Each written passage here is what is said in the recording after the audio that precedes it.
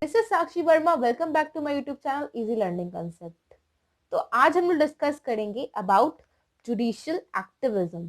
ठीक है, इससे पहले वाले वीडियोस में हम लोग ने जाना कि रूल ऑफ लॉ क्या होता है, यानी कानून का शासन क्या होता है, इंडिपेंडेंट जुडिशियरी क्या होता है, हमारे कॉन्स्टिट्यूशन में क्या क्या प्रोविजन ऐसे हैं जो ये इंश्योर करती है जो जुडिशियरी है हमारी वो इंडिपेंडेंट है। राइट, ये हम लोग ने जाना था।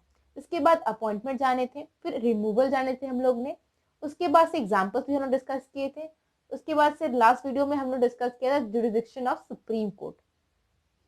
उम्मीद करती हूँ कि आप लोग को अच्छे समझ में आया होगा। अगर आप लोग को कोई भी डाउट होता है तो प्लीज आप लोग कमेंट सेक्शन में पूछ सकते हैं, मैं आप लोग का जवाब डेफिनेटली दूंगी। राइट, तो आज की बात करते हैं हम लोग तो जुडिशियल एक्टिविज्म। ये बहुत ही बड़ा रिवॉल्यूशनरी चेंज था इंडियन पॉलिटिकल सोसाइटी की। क्यों, तो हम लोग जानेंगे कि क्यों इसका आना काफी इंपॉर्टेंट था, ये क्या रोल प्ले किया, इसके आने के बाद से हमारी सोसाइटी में क्या चेंजेस आई। जुडिशरी की इसका ड्रॉबैक की बात करें, इसकी ड्रॉबैक भी है और इसकी पॉजिटिव साइड से बहुत ही ज्यादा है। राइट, तो हम लोग इसको डिस्कस करेंगे। तो जुडिशियल एक्टिविज्म हिंदी में बोलो तो न्यायिक सक्रियता, ये क्या होता है, ये क्या फिनोमिनन क्या है इसका, इसको जानेंगे हम लोग। जो जुडिशियल एक्टिविज्म की बात करते हैं तो ये डिनोट करता है कि proactive role played by judiciary for protection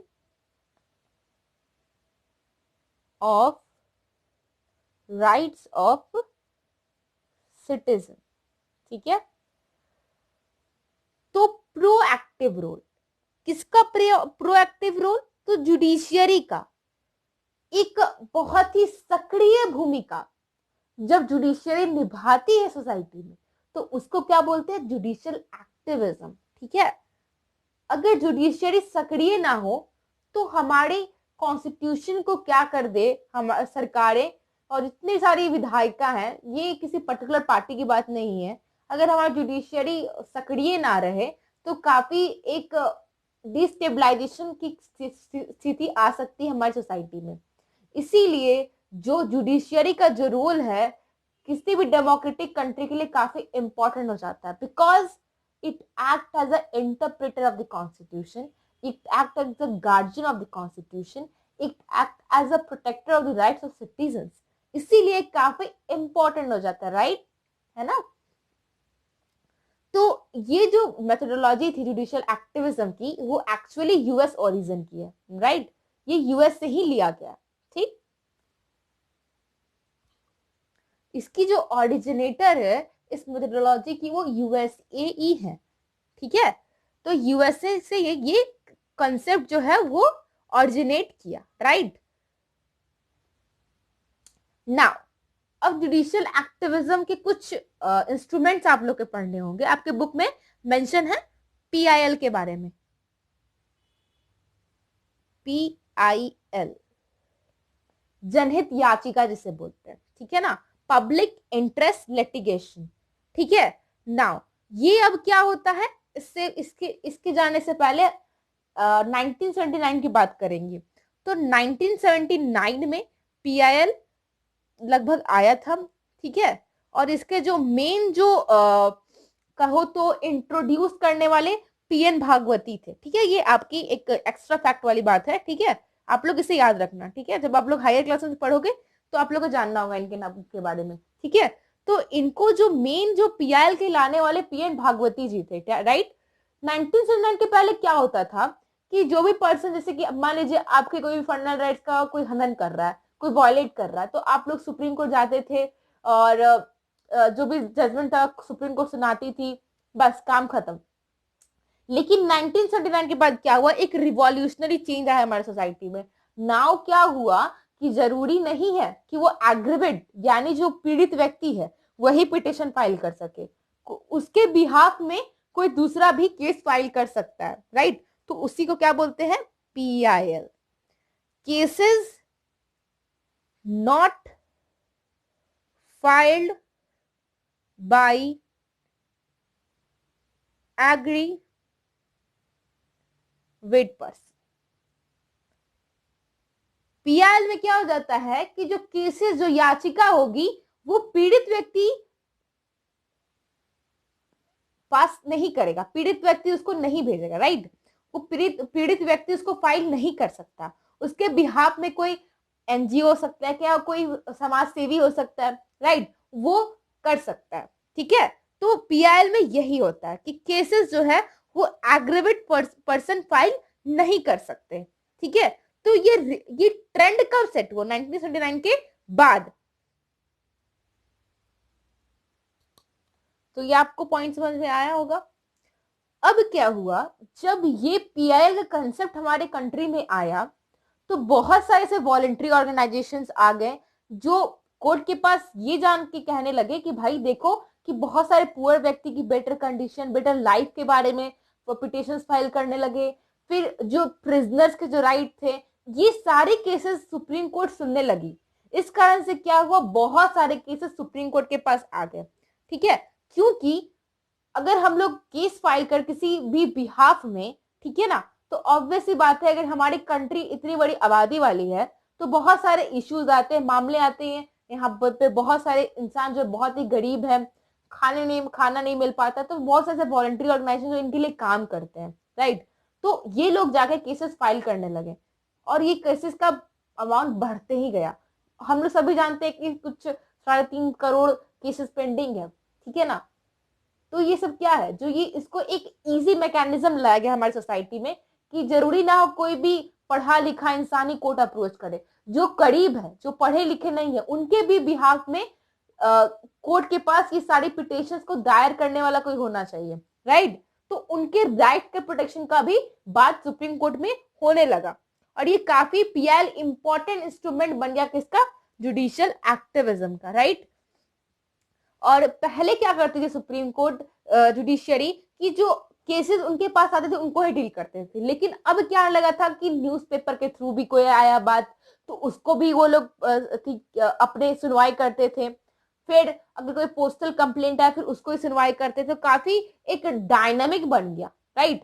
ना ही वो स्टैटिक रहा, बिल्कुल नहीं रहा, क्योंकि वो जो क्या एक फ्लेक्सिबल बन गई इस मामले में कि वो सारे केसेस को सुन रही। जरूरी नहीं कि कोई पर्टिकुलर चीज से कन्फाइंड है कि हाँ कोई केस आया, दायर हुआ, उसको सुनवाई करके मामला सुलझ गया, ऐसा नहीं। बहुत सारे मामले को वो अपने अंदर लेने लगा जुडिशियरी, इस कारण से काफी डायनेमिक हो गया। ठीक है ना, फ्लेक्सिबल का मतलब वो समझना कि कुछ भी कुछ करने वाला, लचीला टाइप इसमें मत समझो। डायनेमिक यानी क्या हो गया कि काफी सारे केसेस को सुनने लगा। अब ये नो लोगों कन्फाइंड था कि वो केसेस को सुनेगा वही केस जो उसके पास लाया गया, वो डायनेमिक बन गया था, राइट। और ये हमारे राइट को एक्सपैंड किया। ठीक है, अब हम लोग जानते हैं जब आप लोग आर्टिकल 21 पढ़ोगे तो उसमें लिस्ट ऑफ राइट्स है। उसमें हम लोग किस लिए साफ पानी पीने का अधिकार है, साफ पर्यावरण में रहने का अधिकार है, राइट, डिसेंट लिविंग का अधिकार है। तो ये सारे जो स्कोप ऑफ द राइट है, क्या क्या expanded the scope of rights. PL के थ्रू क्या हुआ कि राइट्स के जो क्षेत्र हैं वो क्या हो गए, बढ़ते चले गए। ठीक है, वो सारे मामला को भी सुनने लगा जिसमें ये पॉल्यूशन की बात आती है, गंदे पानी पीने की बात आती है, ये सारी बातें को उसने सुनना शुरू कर दिया।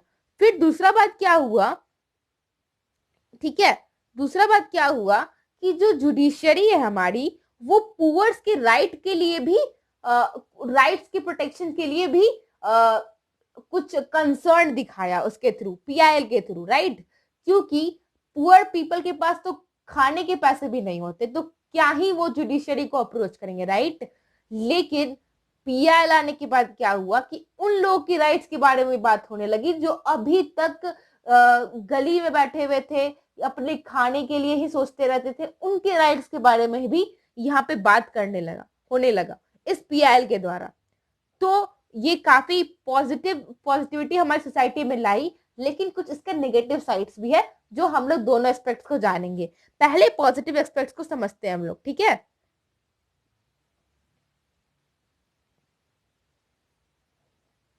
पहला पॉजिटिव एस्पेक्ट क्या हो सकता है कि इससे क्या हुआ कि डेमोक्रेटाइज्ड हो गई judicial system, right.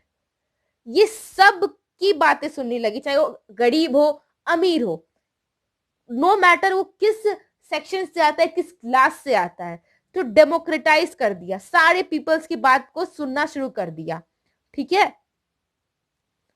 Next point क्या आता है कि एग्जीक्यूटिव की अकाउंटेबिलिटी यहां पे इंश्योर करना शुरू कर दिया। अब ये कैसे, ये हम लोग अभी जानते हैं।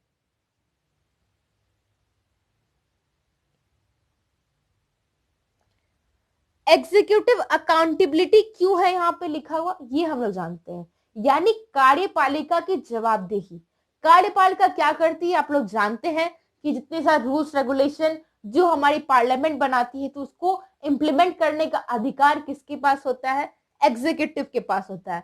जो हम सरकार चुन के भेजते हैं, जो सरकार देश को चलाती है, वो किसके लिए काम करती है, वो हमारे लिए काम करती है। तो पीआईएल के थ्रू क्या हुआ कि जुडिशियरी अकाउंटेबिलिटी फोर्स करने लगी कि आप इस चीज के लिए अकाउंटेबल, क्योंकि जुडिशियरी किसी भी राइट्स को बनाती नहीं है, कोई पॉलिसीज नहीं बनाती है, किसको को कौन बनाता है, तो एग्जीक्यूटिव बनाती है, एग्जीक्यूटिव इंप्लीमेंट करती है। ठीक है, ऑब्वियसली बात, जब एग्जीक्यूटिव की बात करें तो उनकी मेजोरिटी रहती है हाउस में, तो आफ्टर ऑल बिल लॉ किसने बनाया, एग्जीक्यूटिव बनाया। तो अकाउंटेबिलिटी इनिश्योर हुआ किससे, तो जुडिशियल एक्टिविज्म से, राइट। तो ये काफी इंपॉर्टेंट हो जाता है। ठीक है, और इसमें यह भी बोला गया कि जो कैंडिडेट्स जो थे, candidates asked to the court, asked candidate to file affidavit indicating their assets etc। ठीक है, अब क्या हुआ कि कोर्ट जो है, जो भी कैंडिडेट इलेक्शंस के लिए कॉन्टेस्ट करती है, उनसे ये बोला गया कि एफिडेविट फाइल करो, किसके लिए, उसमें वो दिखाया जाए कि उसके पास कितनी संपत्ति है, वो कितना पढ़ा लिखा है, क्या वो क्रिमिनल बैकग्राउंड का है या नहीं है। वो सारी चीज एफिडेविट में फाइल करने के लिए कौन बोला, कोर्ट बोला कैंडिडेट से कि आप लोग अगर इलेक्शन कॉन्टेस्ट करें तो बहुत अच्छी बात है, लेकिन एफिडेविट फाइल करना इंपॉर्टेंट हो जाएगा, क्योंकि उसमें आपको अपने संपत्ति है, आपकी शैक्षणिक योग्यता क्या है, आप कोई क्रिमिनल बैकग्राउंड से नहीं हो, वो सारे उसमें शो करेगा। इससे क्या फायदा होगा पब्लिक लोग को, कि पब्लिक लोग अपने कैंडिडेट का समझ पाएगी कि हाँ वो कितना पढ़ा लिखा है, वो हमारे लिए कितना काम कर सकता है, क्या वो क्रिमिनल बैकग्राउंड का है जो काफी दहशत फैला सकता है अगर इलेक्ट हो गया तो। ये क्या एक ट्रांसपेरेंसी शो करती है कि हाँ हम उस व्यक्ति को जानते हैं, वो हम लोग बता पाएंगे कि हाँ भाई वो कितना हम लोग के लिए सही है, कितना हम लोग के लिए गलत है। ये किसके द्वारा होगा, तो जुडिशियल एक्टिविज्म के थ्रू हुआ, है ना। ये अगर एफिडेविट फाइल नहीं हो पाता, वो लोग अपनी संपत्ति के बारे में नहीं बता पाते, तो क्या हम लोग जानकारी मिल पाता कि हमारे कैंडिडेट कैसे हैं, राइट। तो ये सारी चीजें हुआ। अब इसकी नेगेटिव साइड्स क्या है, ये हम लोग जानते हैं, नेगेटिव एस्पेक्ट्स।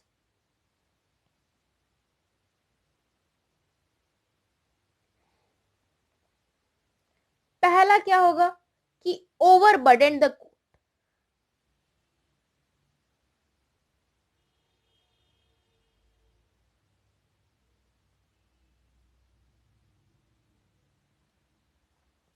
ठीक है, ओवरबर्डन द कोर्ट। सबसे पहला इंपॉर्टेंट बात क्या आता है कि कोर्ट के पास काफी केसेस फाइल होने लगे। ठीक है, क्योंकि ये काफी इजी प्रोसेस बना दिया कि कोई भी केस फाइल कर सकता है, इस कारण से कोर्ट के पास बहुत सारे केसेस आने लगे। ठीक है ना, तो इसके कारण से हम लोग जानते हैं कि हमारे कंट्री में लिमिटेड जजेस है, लिमिटेड वकील्स हैं, लिमिटेड पॉपुलेशन तो बिल्कुल भी लिमिटेड नहीं है ना, सॉरी ज्यादा लिमिटेड निकल गया, पॉपुलेशन तो बिल्कुल बिल्कुल भी लिमिटेड नहीं है हमारी कंट्री की। तो ये सारे केसेस को कैसे सॉल्व हो जाएगा भाई, जब 3-4 लाख 3 करोड़ 4 करोड़ केस है, तो इतने कम अमाउंट ऑफ जुडी जजेस से या वकीलों से कैसे सॉल्व हो सकता है, राइट। तो ये कोर्ट से क्या कर दी, ओवरबर्डन कर दी। ये इसका सबसे बड़ा निगेटिव साइड है। दूसरा बात क्या है कि blurred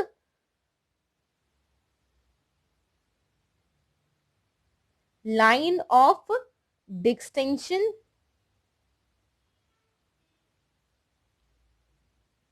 between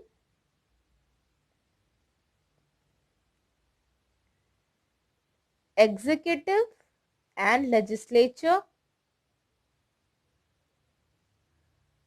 on one hand, ये थोड़ा लंबा हो गया, and judiciary on other. अब ये पॉइंट समझो, ये क्या कहता है कि ब्लर्ड कर दिया, एक धुंधलापन आ गया किस चीज में। हम लोग सभी जानते हैं कि जुडिशरी के पास अपने पावर है, एग्जीक्यूटिव के पास अपने पावर है, लेजिस्लेटिव के पास अपने पावर्स हैं, और हम लोग जानते हैं कि कॉन्स्टिट्यूशन ने ऐसा सिस्टम बना रखा है कि तीनों अपने रिस्पेक्टिव पावर्स के अंतर्गत काम करेंगे और तीनों एक दूसरे को रिस्पेक्ट करेंगे, उनके काम में इंटरफेयर नहीं करेंगे। एक चेक एंड बैलेंस है हमारे कॉन्स्टिट्यूशन में, हमारे कंट्री में, राइट। लेकिन जुडिशियल एक्टिविज्म होने से क्या हुआ कि जैसे कि हम लोग बात करते हैं clean air, pollution free environment, ये सारे इश्यूज एग्जीक्यूटिव के हैं, जुडिशरी के नहीं है।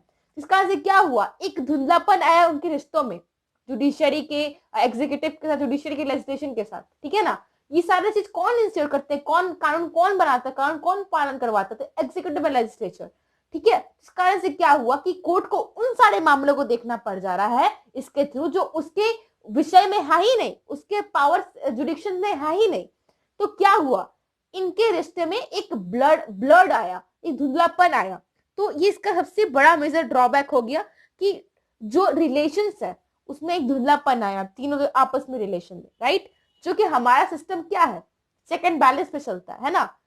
आप लोग अपना पावर तो एंजॉय करें, लेकिन अगर कोई भी ओवररीच किया हमारे कॉन्स्टिट्यूशन को तो तुरंत जुडिशरी आ जाती है कि भाई ये तुम क्या कर रहे हो, ये गलत है, हमारे कॉन्स्टिट्यूशन के खिलाफ है। लेकिन इसके आने से ये सारे प्रॉब्लम्स हो रहे हैं हमारी सोसाइटी में, है ना। तो अगले वीडियोस में हम लोग जानेंगे अबाउट जुडिशरी एंड राइट्स, और कुछ लगभग 2 या 3 वीडियो में ये चैप्टर खत्म हो जाएंगे, राइट। और लास्ट में हम लोग डिस्कस करेंगे अबाउट 2 केसेस जो इस बुक में दिए गए हैं और कुछ आर्टिकल्स जो काफी इंपॉर्टेंट है। मैं उसको चैप्टर में एंड के बताऊंगी, बीच में नहीं बताना चाहती, क्योंकि एक पहले चैप्टर समझ लो, उसके बाद से हम लोग एग्जाम्पल डिस्कस करेंगे अच्छे से, राइट। तो अगर आप लोग को आज का वीडियो अच्छा लगा तो please like, subscribe and share, and मिलते हैं नेक्स्ट वीडियो में। Thanks for watching.